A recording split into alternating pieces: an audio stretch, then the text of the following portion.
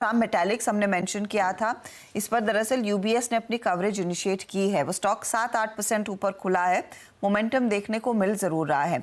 Exactly क्या कहा गया है उस रिपोर्ट में और दूसरे कौन से स्टॉक्स हैं? इनफैक्ट इंटरग्लोब एविएशन जिस पर अभी हमने कॉल लिया, उस पर भी एक रिपोर्ट आई है।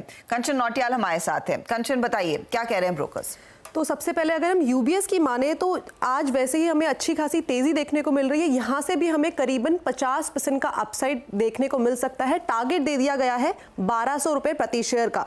कंपनी जो अपनी हाई ग्रोथ की ट्रेजेक्ट्री में है, साथ ही साथ जो इनकी ट्रांसफॉर्मेशन जर्नी है वो काफ़ी शानदार है। मैनेजमेंट की तरफ से जो वैल्यू चेन पे उनकी प्रैग्मेटिक अप्रोच है वो आगे चल के काफ़ी अच्छी साबित हो सकती है। इनके प्रोडक्ट डाइवर्सिफिकेशन को लेके, साथ ही साथ जो इनका बैकवर्ड इंटीग्रेशन है उसका कंपनी को सीधा फायदा मिल रहा है।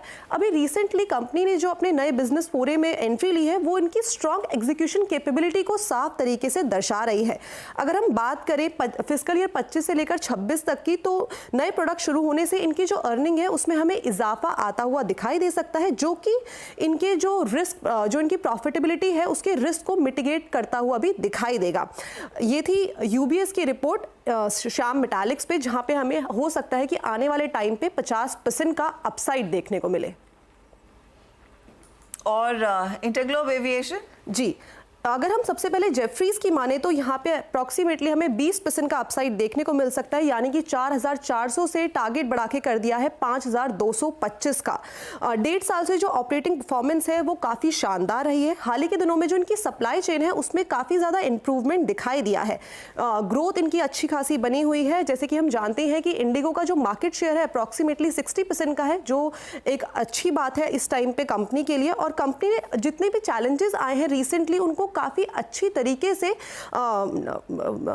संभाला है, और साथ में जो लगातार इनका पोर्टफोलियो बढ़ता जा रहा है और जो बिजनेस फोरे में एंट्री ली है इन्होंने रिसेंटली, वो भी कंपनी के लिए कहीं ना कहीं अच्छी साबित हो सकती है।